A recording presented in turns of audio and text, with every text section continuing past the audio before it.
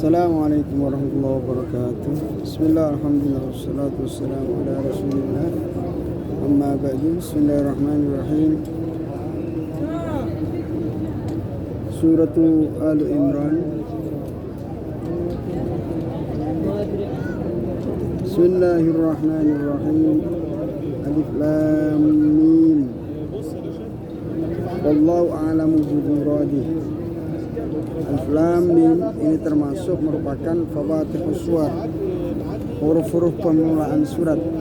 Ini membuktikan ijazul Quran, bahwasanya baru kita diberikan beberapa huruf saja dari Allah Subhanahu wa taala, kita sudah tidak mampu memikirkan. Kita sudah ketahuan kalau kita tidak tahu. Kita sudah ketahuan kalau kita ini bodoh. Terbukti apa? Arti daripada Alif Lam Mim saja kita sebenarnya tidak tahu.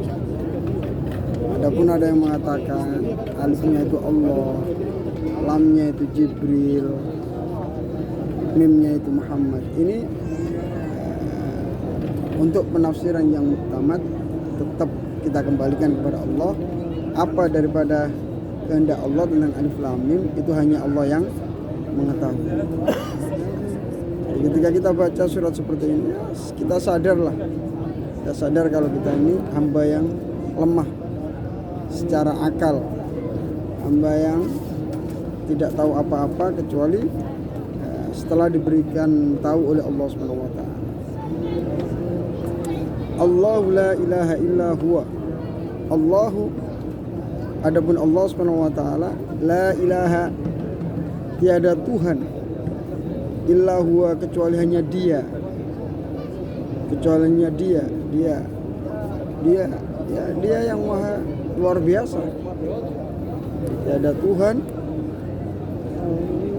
kecuali hanya Dia. Dia itu siapa? Dia itu Allah Al-Hayyu, yang maha hidup. Di sini Allah menjelaskan Allah Al-Hayyu, Allah maha hidup. Allah tidak boleh mati. Allah harus selalu hidup. Bagaimana Dia bisa menciptakan kalau Dia mati? Bagaimana Dia bisa menciptakan kalau Dia pernah tidak ada? Syarat mutlak Tuhan adalah harus selalu hidup, maha hidup, tidak boleh mati atas nama apapun. Ini dalam kitab suci kita Al-Quran dijelaskan, Allah tiada Tuhan kecuali hanya Dia. Dia siapa? Allah itu. Yang ciri-ciri Allah itu sifatnya Al-Hayyu, yang maha hidup. Allah tidak pernah mati. Allah tidak pernah tidak ada. Allah selalu ada. Jadi langit belum ada, surga belum ada, neraka belum ada, malaikat belum ada, semuanya belum ada. Yang ada hanya satu, siapa? Allah Subhanahu wa taala. Kemudian Allah Subhanahu wa taala menciptakan semuanya selain Allah. Makanya semua selain Allah, baik itu malaikat, surga, neraka, semuanya ini disebut alam. Alam itu berubah. Setiap perkara yang berubah itu adalah perkara yang baru, atau diperbarui, atau diadakan, atau diwujudkan. Berarti kalau dia itu ada, baru, diwujudkan, maka dia butuh terhadap yang mewujudkan. Siapa itu? Allah Subhanahu wa taala. Allah sebagai pencipta yang menciptakan segala-galanya. Keberadaan Allah Subhanahu wa taala, wujudnya Allah Subhanahu wa taala, itu Allah memang benar-benar ada. Dan adanya Allah itu tidak diciptakan, karena memang ada dengan sendirinya. Allah ada dengan sendirinya. Kemudian Allah Subhanahu wa taala memiliki kehendak, memiliki ini, memiliki itu. Allah Maha Kuasa. Jadi syarat-syarat Tuhan itu harus selalu maha hidup. Jika ada orang yang mengatakan bahwasanya ini adalah Tuhan, itu adalah Tuhan, dia adalah Tuhan, tapi dia pernah tidak ada, berarti dia pernah tidak hidup, dia pernah mati, bahkan dia pernah tidak ada. Tuhan tidak boleh butuh kepada siapapun, akan tapi siapapun selain Tuhan harus butuh kepada Tuhan untuk diciptakan, dijaga oleh Tuhan. Al-Hayyu yang Maha Hidup. Al-Qayyumu, Qayyum merawat, menjaga. Allah yang menjaga segala-galanya. Sampai sekarang usia bumi sudah berapa tahun, berapa ribu tahun. Sampai sekarang bumi masih belum rusak, bumi masih belum hancur, bumi masih belum kiamat, langit masih belum berjatuhan, gunung-gunung masih tetap eksis keberadaannya sebagai pasak bumi. Ini karena penjagaan Allah SWT.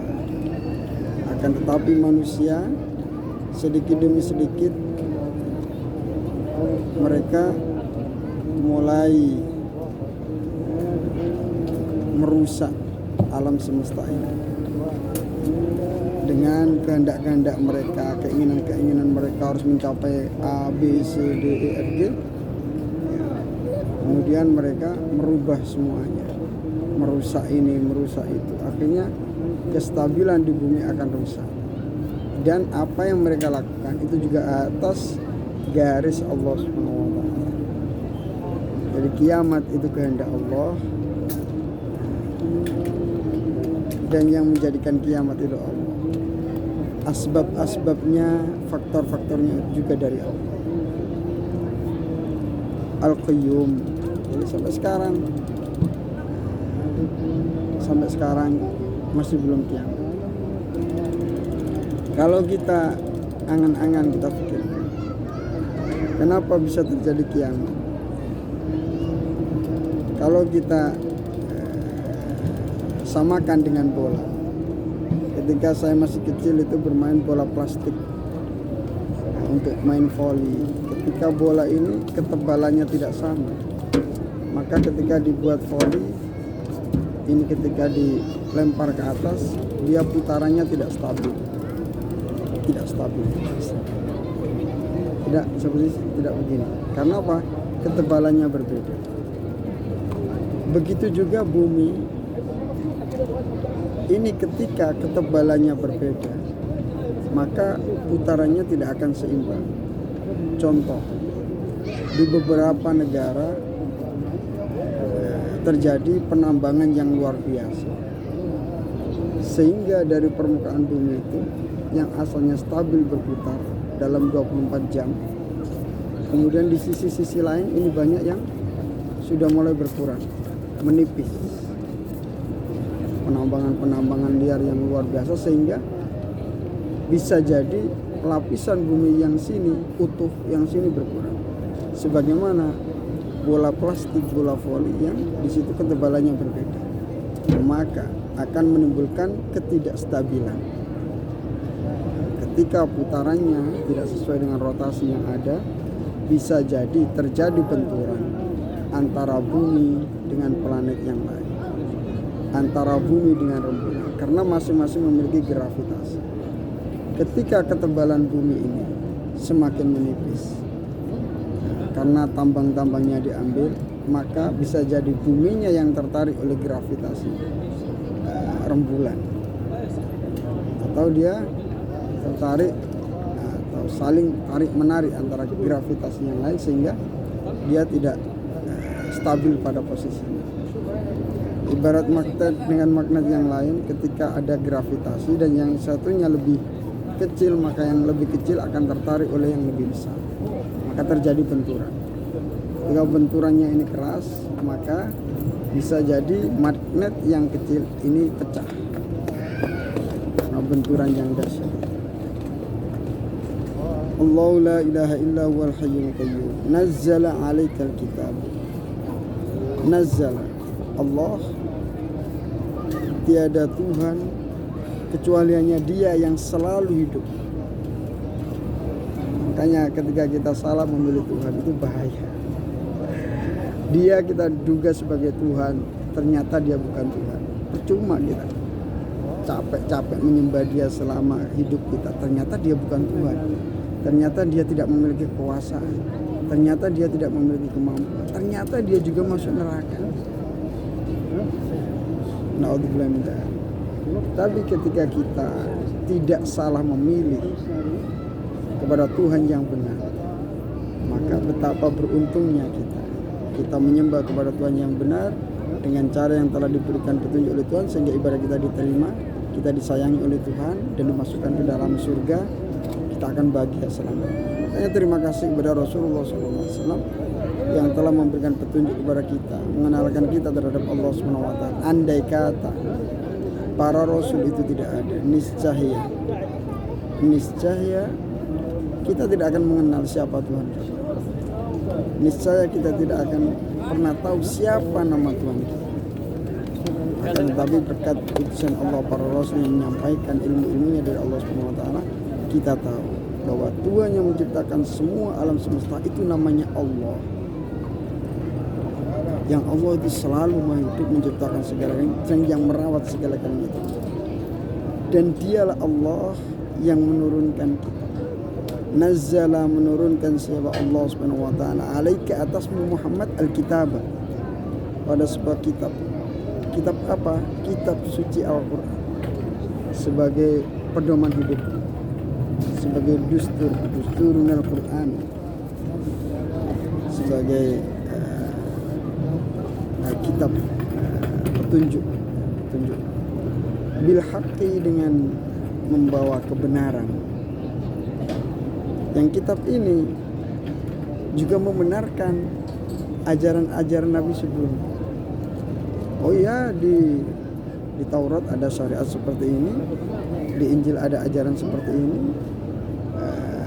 termasuk kebiasaannya Ibrahim alaihissalam seperti ini. Ini dibenarkan dan diceritakan oleh Rasulullah Sallallahu Alaihi Wasallam.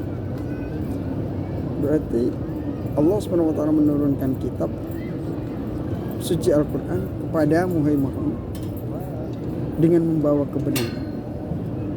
Musaddiqan, yang membenarkan, lima, terhadap perkara, baina yadayhi, yang diantara kedua tangannya Muhammad.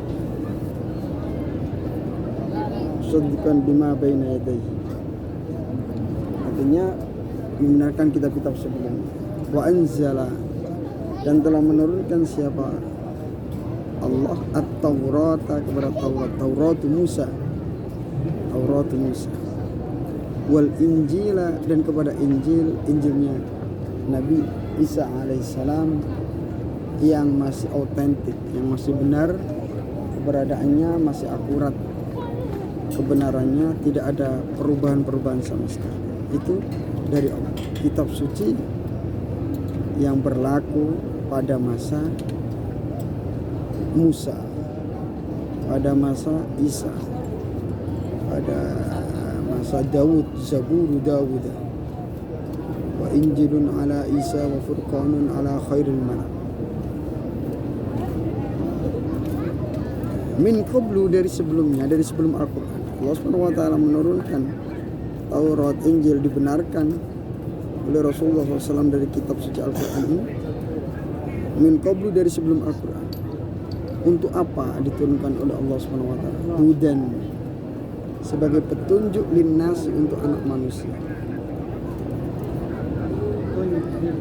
Kitab-kitab itu diturunkan oleh Allah sebagai petunjuk. Jadi pada hakikatnya manusia itu tidak tahu hakikat kehidupan, tidak tahu.